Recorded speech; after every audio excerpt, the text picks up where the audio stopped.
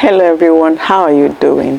Special shout out to teachers amongst us. The holidays are over, schools are resuming. As we prepare to get back to classes, I want to remind us teachers about an important teaching method. This method promotes deeper engagement and critical thinking, as it allows students to process information, reflect and contribute thoughtfully to class discussions. I invite you to watch this short clip. I'll be right back to discuss further. Hola, soy Dora. And I'm Boots. We're at the beach. Have you ever been to the beach? We love the beach!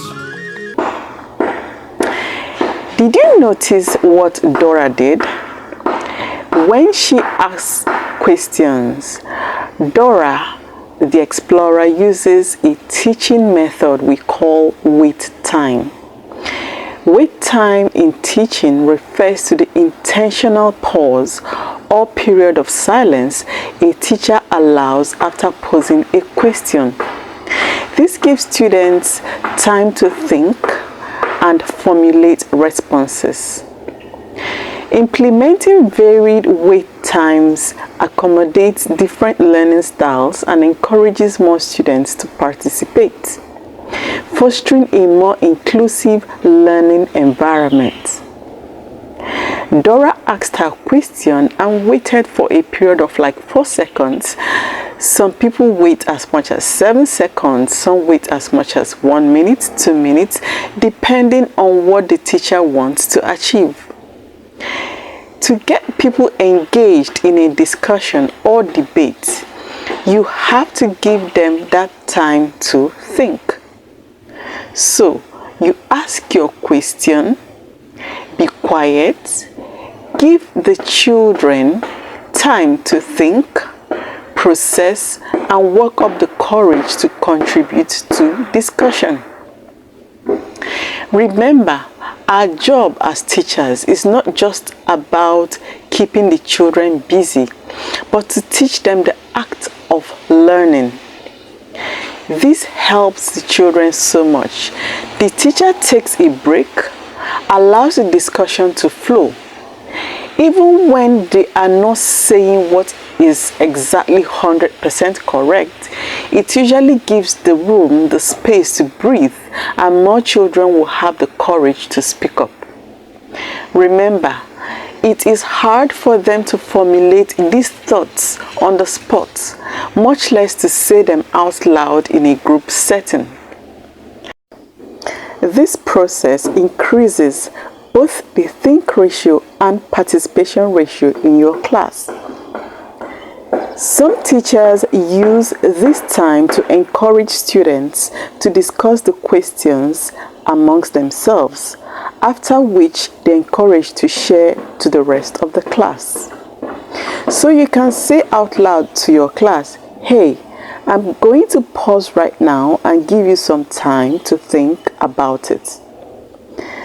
You will be surprised how many more people will be willing to volunteer and share in your class. This approach is useful not only for educators but also proves advantageous in numerous other professions. Silence holds a unique power in communication and interactions. It can create a space for reflection, contemplation, and deeper understanding. When leading meetings and asking for contributions, you can give a few suggestions, then wait for people to think and flow with you. For salespeople, marketers, you ask what we call a disturbance question, then shut up. The client usually sells the idea to themselves by this time. Psychologists also use this with their patients. They understand the power of a good pause. Learn to embrace the awkwardness. Just staring at your students' awkward faces will while you wait comfortably is one of the most powerful feelings. People will usually speak just to make the situation less uncomfortable. But remember, your goal is not to rush, pressure, or distract. You want to allow them time to think. In essence, the ability to navigate the awkwardness of silence empowers effective communication. In the comments, please share with me if you've ever used this method or in what ways you plan to. Remember to like, follow for similar enjoyable comments. Thank you for your time.